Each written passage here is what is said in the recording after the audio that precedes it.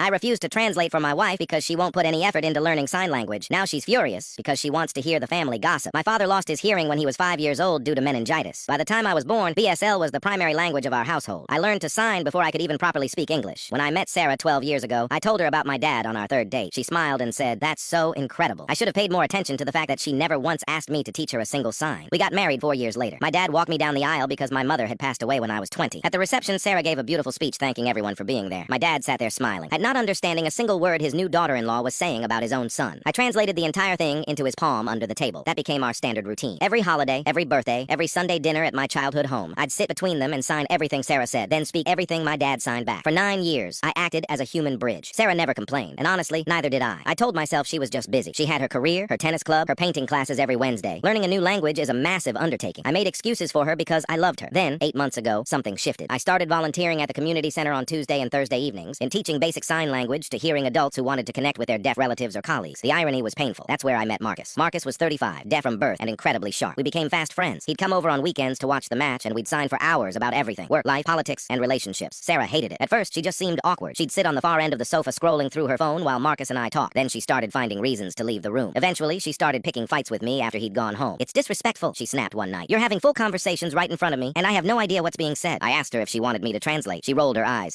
"I shouldn't have to ask. You should just do it automatically." Something broke in me that night. I thought about my dad sitting through nearly a decade of family dinners, waiting patiently while I translated snippets of conversations he should have been part of naturally. He never once complained. He never once made anyone feel like a burden. I told Sarah I wouldn't be translating for Marcus anymore. She was livid. She claimed I was choosing a friend over her and that I was keeping secrets in her own home. "You've had 12 years to learn," I said. "My mom learned the basics in 4 months. She wasn't even dating my dad yet. She just wanted to be able to talk to him." Sarah didn't speak to me for a week after that. Here's where the drama comes in. Last month, my dad had a health scare, chest pains and breathing issues, and I rushed to the hospital and stayed with him for 3 days. Marcus came to visit, and the three of us talked for hours in that room. Me, my dad, and the first real friend I'd had in years who could communicate with my father directly. They diagnosed him with a heart condition, serious but manageable with surgery. When I got home, Sarah asked what happened. I gave her the medical basics, but that wasn't what she really wanted. See, while I was at the hospital, my aunt had visited, and she is the family's biggest gossip. She told my dad right in front of Marcus about my cousin's messy divorce, the hidden bank accounts, and the custody battle that was about to turn into a war. Sarah found out from another relative that there was huge news in the family, and she wanted the details. I refused to tell her. "You want to know the gossip?" I said. "Learn to sign. Call my dad yourself. Have an actual conversation with your father-in-law for the first time in 12 years. She accused me of being petty and of weaponizing my father's handicap against her. That word, handicap, it was the final straw. My father isn't handicapped. He communicates in a different language, a language my wife never respected enough to learn, a language she viewed as a chore rather than a connection. I thought about my mom again, how she used to tell me about the first time she signed "I love you" to my dad and got the hand placement slightly wrong, how they both laughed until they cried in the middle of a park. Sarah never wanted that. She wanted convenience. She wanted me to do the work so she wouldn't have to. Last week I told her I wanted a separation. She cried and promised she'd finally learn. She downloaded 3 different learning apps right in front of me like that would fix 12 years of indifference. I told her it was a decade too late. My dad doesn't know the full story yet. I'm going to tell him this weekend. The silence in our house has changed. It used to be a comfortable, shared silence, the kind where I'd be reading and she'd be painting, and the only sound was the occasional scratch of a brush or the turning of a page. Now the silence feels heavy, like it's filled with all the words I've spent 12 years repeating for her. I spent the evening packing a small bag. It felt surreal, pulling shirts out of the closet we'd shared since we bought this place 5 years ago. I kept looking at the framed photo on the nightstand, us at the beach, Sarah laughing, me looking at the camera. I remember that day. I'd spent 20 minutes explaining to my dad over FaceTime what the water felt like, and Sarah had just stood there waiting for me to finish so we could go get ice cream. She hadn't even waved at him. When she came into the bedroom and saw the bag, she didn't scream. She just sat on the edge of the bed and watched me. "Is this really because I didn't learn BSL?" she asked, her voice small. "You're ending a 12-year relationship because of a language barrier that you've managed perfectly fine until now?" I stopped folding a pair of jeans. I looked at her, really looked at her, and realized she still didn't get it. "It's not about the language, Sarah. It's about the fact that my father is the most important person in my life, and to you, he's a prop. He's someone you smile at while you wait for me to tell you what he's saying. You've treated him like a TV show with no subtitles for over a decade." "I have a life," she flared up, her eyes snapping. "I have a demanding job. I have responsibilities. I can't just pick up a complex language because it makes you feel better. I was there for him. I went to every dinner. I bought him gifts. I was a good daughter-in-law." "You weren't there," I said, my voice dropping an octave. "You were physically present. My mom, she didn't just pick it up. She stayed up until 2 a.m. with flashcards because she was desperate to know what he thought about the world. She wanted to know his jokes, his frustrations, his memories of being a kid. You just wanted the highlights. You wanted the family gossip because it's entertaining. You don't want the man. You want the information." She stood up and paced the small space between the bed and the dresser. "And Marcus, what about him? You've been different since you met him. You come home and you're distant. You have this secret world with him that I'm excluded from." "It's not a secret world. It's just a world," I shouted, the frustration finally boiling over. "It's only a secret to you because you refuse to open your eyes. Marcus talks to me. He challenges me. And when he met my dad, he didn't look at me to translate. He just looked at Dad. Do you have any idea how much that meant to him? To be seen, to be spoken to directly in his own home?" Sarah went quiet. She looked at the floor. The apps she'd downloaded earlier probably still sitting on the home screen of her phone, untouched. The next morning, and I drove to my dad's house. It's a small, semi-detached place in a quiet suburb of London. It smells like old books, cedarwood, and the specific herbal tea he's been drinking since I was a kid. When I I walked in, he was sitting at the kitchen table, a glass of water and his heart medication laid out in a neat row. He looked up, his face breaking into that wide, crinkly-eyed smile that always makes me feel like I'm 10 years old again. Coffee? He signed, his movements slow but precise. Yes, please. I signed back. I watched him move around the kitchen. He's 70 now, and the heart scare has taken some of the brightness out of his step, but his hands are still steady. As he handed me the mug, he caught the look on my face. He's always been able to read me better than anyone. Where is Sarah? He signed, tilting his head. I took a deep breath. This was the moment. I'd spent years protecting him from the reality of our marriage. I'd polished Sarah's words, made her sound warmer than she was, added please and thank you where she'd forgotten them. I'd curated a version of her for him because I wanted him to feel loved. Sarah and I are separating. I signed. My hands felt heavy. He sat back down, his expression shifting from curiosity to a deep, quiet sadness. He didn't ask why right away. He just reached out and put his hand on mine. I am sorry, son, he signed. Is it the hospital? Was it too much? No, Dad. It's been a long time coming. She never learned to talk to you, and I can't be the bridge anymore. I'm tired, and I want to be in a house where the people I love can talk to each other without me standing in the middle. He looked out the window for a long time. The neighbor's cat was stalking something in the garden. Then he looked back at me, and what he signed broke my heart more than the breakup ever could. I knew, he signed. I knew she didn't want to learn. I stopped trying to tell her things years ago. I only spoke to you. I didn't want to make her feel bad that she didn't understand. I stared at him. You knew, I whispered aloud, before remembering to sign it. You knew? She looks at her phone when I sign, he replied. She looks at the wall. It is okay. Not everyone wants to learn the hands, but I am sad for you. You tried very hard to make it work. The realization that my father had been protecting me while I thought I was protecting him was overwhelming. He'd sat through 12 years of dinners, feeling the exclusion, noticing the lack of effort, and he'd stayed silent so I wouldn't have to choose. He'd let himself be sidelined in his own family to keep my marriage peaceful. I stayed with him all day. We didn't talk much after that, just sat in the living room watching an old film with the subtitles on. Marcus stopped by in the afternoon with some groceries. He didn't ask about the bags in my car. He just walked in, signed a joke to my dad about the hospital food, and started making a salad. Watching them interact, the way Marcus waited for Dad to finish a thought, the way they debated the best way to prune the roses in the garden, it felt like a weight was being lifted. This was what I wanted, this simple, direct connection. When I eventually went back to the house to get the rest of my things, Sarah was waiting in the kitchen. She had a notebook out. She'd written, "Hello, how are you?" and "My name is Sarah," in shaky printed letters next to diagrams of hand shapes she'd printed off the internet. "Look," she said, her voice cracking. "I'm doing it. I've been practicing all afternoon. See, this is H and this is E." I looked at the paper. It was the alphabet, the very first thing you learn. "Sarah," I said softly, "it's been 12 years. You're showing me the alphabet now because you're losing your house and your husband. You're not doing it for my dad. You're doing it for yourself." "That's not fair," she cried. "I'm trying. Why can't you just give me a chance?" "I gave you 4,383 chances," I said. "One for every day we've been together. You didn't take a single one until the door was hitting you on the way out." I picked up my suitcase. I thought about the gossip my aunt had told, the messy details of a cousin's life. Sarah still wanted to know. Even now, with her marriage crumbling, I could see the curiosity in her eyes. She wanted the in. She wanted the secret. "The cousin," she whispered as I walked toward the door. "What happened with the bank accounts? Just tell me that. We're still family, aren't we?" I didn't turn around. I just walked out to the car, the silence of the street feeling more like freedom than I ever thought possible. I'm staying at a small flat near the community center for now. It's sparse, but it's mine. Tonight, I'm going back to my dad's. We're going to order pizza, and Marcus is coming over to help him set up a new tablet for his physical therapy exercises. There won't be any translating. There won't be any bridges to build. We'll just be three people talking with our hands. Finally understood. The following week, the silence of my new flat was interrupted by a flurry of texts from Sarah. They weren't apologies. They were links to BSL YouTube tutorials and screenshots of her streak on a language app. It felt like she was treating my father's life as a level in a video game she suddenly decided to beat because she didn't like losing. I ignored them and went to the community center. Marcus was already there. I setting up chairs for the beginners class. When he saw me, he didn't ask how I was. He just signed, "You look like you slept for 100 years. I feel like I woke up after 100 years." I signed back. We spent the evening teaching 20 hearing adults how to sign basic emotions. Happy, sad, angry, frustrated. I watched a young woman struggle to get the movement for frustrated right, the hand flicking away from the chin, and I realized she had more genuine intent in her eyes after 2 hours than Sarah had shown in 12 years. This stranger wanted to talk to her deaf brother. She wasn't doing it to save a marriage. She was doing it because she gave a damn about his soul. After class, Marcus and I grabbed a pint at a pub near the station. It was one of those old school places, loud and smelling of spilled ale. "Yeah, your wife called me," Marcus signed, setting his glass down. I nearly choked on my drink. "What? How did she get your number?" "She found it in your old desk, I think. She told me I was interfering. She said I was a bad influence on your family values." He grinned, but there was a sharp edge to it. "She thinks BSL is a club we use to lock her out. She doesn't understand it's a door she refuses to walk through." "I'm sorry, Marcus. I'll tell her to stop." "Don't bother," he signed, waving it off. I blocked her. "I don't have time for people who see my language as a weapon." "But your dad, how is he? He's better?" I signed, but he told me he's known for years that she didn't care. That's the part that sticks in my throat, as he spent a decade being polite to someone who treated him like a piece of furniture. On Saturday, I went back to the house to pick up the last of my books. Sarah was there, sitting at the dining table with a stack of BSL flashcards. She looked exhausted, her hair a mess, coffee stains on her shirt. "I can sign family now," she said, her voice raspy. She made the sign, the circles with the F hands. She did it correctly, but her face was full of resentment, not joy. "That's great, Sarah," I said, moving past her to the bookshelf. "Is that all? Just that's great?" She stood up, knocking a card onto the floor. "I am killing myself trying to learn this impossible language, and you won't even look at me. I'm doing exactly what you asked." I turned around, clutching a stack of novels. "I never asked you to learn it for me, Sarah. I wanted you to want to learn it for him. There's a difference. If I have to hold a gun to your head to make you care about my father, then the relationship is already dead." "I was a good wife," she screamed. "I did everything. I managed the bills. I organized our social life. I kept this house perfect. And you're throwing it away because of some silent hobby?" The word hobby hit me like a physical blow. I dropped the books on the floor. "A hobby? Sarah, it's his life. It's my first language. It's the way I told my mother I loved her before she died. It's not a hobby like your painting or your tennis. It's who we are." I realized then that she truly viewed my culture as an inconvenience, a quirk that she had tolerated tolerated as long as it didn't interfere with her comfort. The moment it required effort, it became a burden. The moment it became a barrier to her gossip, it became a handicap. I left the rest of the books. I didn't need them. I drove straight to my dad's. When I arrived, the front door was unlocked. I walked into the kitchen and stopped. My dad was sitting at the table, and Marcus was across from him. They weren't signing about the weather or the garden. My dad was signing a long animated story about my mother, about the time they got lost in the Highlands and had to stay in a tiny B&B where the owner thought Dad was a foreign spy because he wouldn't speak. Marcus was leaning in, laughing so hard his shoulders were shaking, signing quick questions back. My father looked alive. He looked like a man who was finally being heard in his own home. He wasn't waiting for me to bridge the gap. He wasn't a passenger in the conversation, and he was the pilot. I stood in the doorway for a long time just watching them. I didn't interrupt. For the first time in my adult life, I didn't feel the weight of responsibility to translate. I didn't feel like a human hearing aid. Eventually, my dad spotted me. He beamed and signed, "Son, come." Marcus was just telling me about the time he tried to sign to a police officer and ended up getting a lift home in the back of a van. I sat down. We talked for hours. No apps, no flashcards, no resentment, just the fluid, beautiful dance of hands in the air. Later that night, after Marcus left, my dad handed me a small yellowed envelope. It was a letter my mother had written to him shortly after they met. It was written in English, but on the back she had sketched out hand positions for a poem she was learning to sign for him. Ah, your mother never saw it as a chore. My dad signed, his eyes misty. She saw it as a secret language just for us. You deserve that too. Don't go back to the silence, son. It is too cold there. I stayed the night in my old room. For the first time in years, the family gossip didn't feel like a burden to carry. It was just a story, shared between people who actually cared to listen. The legal proceedings for the separation began 2 months later. Sarah didn't go quietly. She hired a solicitor who tried to argue that my sudden departure had caused her emotional trauma and that I was withholding familial communication as a form of control. Seeing those words on a formal document, the idea that my refusal to be a free 24/7 translator was somehow an act of domestic abuse made my blood run cold. I met her and her lawyer in a cramped glass-walled office in central London. Sarah sat across from me, clutching a leather-bound notebook. When the meeting started, she didn't look at her lawyer. She looked at me and signed, "Please, home, come." Her form was stiff. Her thumb was in the wrong place for the sign for home, and she looked like she was performing a rehearsed trick. It was a performance for the lawyers, a way to show she was trying. "I see you've been practicing," I said, my voice flat. "I have a tutor now," Sarah said, reverting to speech immediately. 3 times a week. "I'm exhausted, but I'm doing it. Doesn't that count for anything? I'm willing to change the entire way we communicate just to have you back." "You're willing to change because you're lonely," I replied. Not because you finally realized my father is a person worth talking to. If we got back together, how long before the lessons stopped? How long before you started forgetting to sign at dinner again because it's too much effort after a long day at work?" Her solicitor cleared his throat. "My client feels that the breakdown of the marriage is based on a singular fixable issue. She is demonstrating an extraordinary commitment to bridging the linguistic gap." I looked at Sarah. "The gap isn't linguistic, it's a gap of empathy. My dad had surgery 3 weeks ago. Did you call the hospital? Did you send a card? Or did you just wait for me to text you the update so you could tell your friends at the tennis club that your poor father-in-law was recovering?" Sarah's face turned a blotchy red. "I didn't want to intrude. You told me to stay away. I told you I wanted a separation. I didn't tell you to stop being a decent human being. You had 12 years to build a relationship with him that didn't involve me. You chose not to." The meeting ended with no resolution, just more paperwork. I walked out into the cold afternoon air, feeling a strange mix of pity and fury. I took the tube down to my dad's place. When I arrived, the house was full of light. My aunt was there, the gossip who had started this final avalanche. She was sitting on the sofa, her hands flying at a mile a minute. My dad was leaning forward, his eyes bright, responding with sharp, witty counters. Marcus was there too, helping my dad organize his new heart medication into a weekly pill minder. The atmosphere was thick with the kind of rapid-fire, effortless communication I had craved for my entire marriage. There were no pauses for translation. No one was looking at their phone. No one was waiting for the hearing person to give them permission to participate. My aunt looked at me and signed, "You look thin. Are you eating, or are you too busy being a bachelor?" "I'm eating fine, Auntie," I signed, pulling up a chair. "Just busy with the lawyers." She scoffed, a sharp, dismissive wave of her hand. "That woman, she called me, you know." "Sarah." I froze. What did she want? She wanted to know about the divorce in the family, the one she heard about. She asked me to write it down for her in an email because she couldn't understand me on the video call. My aunt rolled her eyes so hard I thought she'd see the back of her skull. I told her if she wants the tea, she has to learn to boil the water. Then I hung up. My dad chuckled, a soft vibrating sound in his chest. "She is persistent," he signed. "But she is like a person trying to watch a movie through a keyhole. She only wants to see the parts that interest her. She doesn't want to sit in the theater." That was the perfect description. Sarah wanted the highlights, the drama, and the social standing of having a diverse family, but she didn't want the quiet, mundane reality of it. A few weeks later, the divorce was finalized. I kept the flat, she kept the house. On the day I went to collect the very last of my things, mostly just some old photos and a box of my mother's belongings, I found Sarah sitting on the porch. She looked different. The effort had evaporated. There were no flashcards, no apps. "I quit the lessons," she said as I walked up the driveway. "I figured," I said. "It's too hard," she snapped, her old bitterness returning. "It's a whole different way of thinking. It's exhausting to have to look at someone's face all the time just to know what they're saying. I like to be able to talk while I'm doing other things. I like normal conversation." "I know you do," I said. "That's why we were never going to work." "I hope you're happy," she said, her voice dripping with sarcasm. "I hope you and your silent little club are very happy together." I didn't answer. I just took my box and walked to the car. As I drove away, I thought about the first time I ever introduced her to my dad. I remembered how he'd looked at her with such hope, how he'd practiced a special sign for welcome just for her, and he'd spent 12 years being normal for her, shrinking himself down so she wouldn't have to grow. I went back to the community center that evening. I wasn't teaching. I was just there to help Marcus with a fundraiser. As I watched the room full of people, deaf, CODA, hearing learners, all of them moving their hands in a beautiful, chaotic symphony, I felt a profound sense of peace. My father arrived a little later. He walked in, saw me across the room, and signed, "I am glad you are here. I am glad we are both here." I signed back, "Me too, Dad. Me too." For the first time in my life, I wasn't anyone's bridge. I was just a son, finally home. The transition from the house we shared to my new life didn't happen in a single moment. It happened in the small, quiet realizations that followed the divorce. For months, I had been braced for a fight, for more legal threats or tearful phone calls. But after that final day on the porch, Sarah Sarah simply faded. Without the audience of our marriage, her interest in my culture, my father, and even our history together seemed to evaporate. I moved into a permanent flat in East London, closer to the community center. It's a bright space with big windows and, most importantly, an open-plan kitchen. In a signing household, you learn quickly that walls are the enemy of conversation. You need sightlines. You need to be able to see someone's hands while they're chopping onions or making tea. One Saturday, about 6 months after the papers were signed, I invited my father and Marcus over for dinner. I was making a slow-cooked lamb stew, a recipe my mother used to make on Sundays. The smell of rosemary and garlic filled the air, and for the first time in over a decade, I didn't feel the frantic need to check if everyone was included. Marcus arrived first, carrying a bottle of red wine and a new book on deaf history he wanted to show my dad. He looked around the flat and smiled. "It feels like you," he signed, leaning against the counter. "No shadows. No shadows," I agreed, "and no subtitles needed." When my father arrived, he looked healthier than I'd seen him in years. The surgery had been a success, but the real change was in his eyes. The guarded patient look he'd worn like a mask around Sarah was gone. He walked straight to the stove, lifted the lid, and closed his eyes to take in the steam. "Just like your mother's," he signed, his face softening. "She used to burn the carrots, though." "I don't do that." We sat at the table for hours. There was no TV in the background, no one scrolling through a phone, just the rhythm of hands moving in the light of the overhead lamp. We talked about everything: the upcoming local elections, Marcus's new project at the center, and memories of my childhood. At one point, my father looked at me, his expression becoming serious. "I saw her," he signed. I paused with my fork halfway to my mouth. "Who?" "Sarah," he nodded. "Last Tuesday. I was at the park near the old house. She was with a man, a hearing man. They were talking very fast, very loud. She looked relieved. I felt a small pang in my chest, but it wasn't jealousy. It was a strange kind of validation." "Did she see you?" "Yes." Dad signed. "She waved, a small wave. She didn't come over. She didn't try to sign. She just kept walking." He reached across the table and patted my hand. "It is better this way, son. She found her normal, and you found your voice again. I was worried you had forgotten how to use it for yourself." That hit me harder than any of the arguments I'd had with Sarah. I realized I had forgotten. I had spent 12 years being a shadow, a bridge, a tool for someone else's convenience. I had been so focused on making sure Sarah wasn't left out that I had ended up leaving myself out of my own life. Later that evening, Marcus and I were cleaning up the kitchen while my dad started a game of solitaire at the table. Marcus was drying the dishes, and I was putting them away. "You know," Marcus signed, pausing with a plate in his hand, "I never told you this, but the first time I met you at the center, and I thought you were deaf. Not because of your signing, your accent is perfect, but because of how you listen. You listen with your whole body. Most hearing people only listen with their ears. They're lazy." I smiled. "I had a good teacher." "You did," he signed, glancing at my dad. "But you also have a lot to say. I'm glad you're finally saying it." As the weeks turned into months, the family gossip Sarah had been so desperate to hear finally reached its conclusion. The cousin's divorce was settled, the hidden accounts were found, and the family moved on to the next drama. I never told Sarah. I never sent her a single update. I heard through the grapevine that she eventually married the man my dad saw in the park. Apparently he's a corporate lawyer who loves to talk about his golf handicap. I hope they're happy. Now I hope they have long, loud conversations about things that don't require them to truly look at one another. My life is different now. It's quieter in terms of decibels, but infinitely louder in terms of connection. My father and I have started taking a BSL poetry class together on Thursday nights. It's challenging and beautiful. A way of using the language that goes beyond just getting information. It's art. The other night, I was sitting on my balcony watching the lights of the city. My phone buzzed. It was a video call from my dad. I swiped to answer, and there he was, sitting in his favorite armchair. "I found your mother's old scarf," he signed, holding up a faded silk wrap. "It still smells like her perfume. I thought you might want it for your new place." "I'd love it, Dad." I signed. "Good. Come for lunch tomorrow? I'll make the tea. You bring the gossip." I laughed, my hands moving fluidly in the cool night air. "I'll be there." I ended the call and looked out at the horizon. I thought about the 12 years I'd spent trying to force a connection where there was no ground for it to grow. I thought about the handicap Sarah thought we had, and the secret world she thought we were hiding. It wasn't a secret. It was just a language of the heart. And for the first time in a long time, I didn't need anyone to translate how happy I was.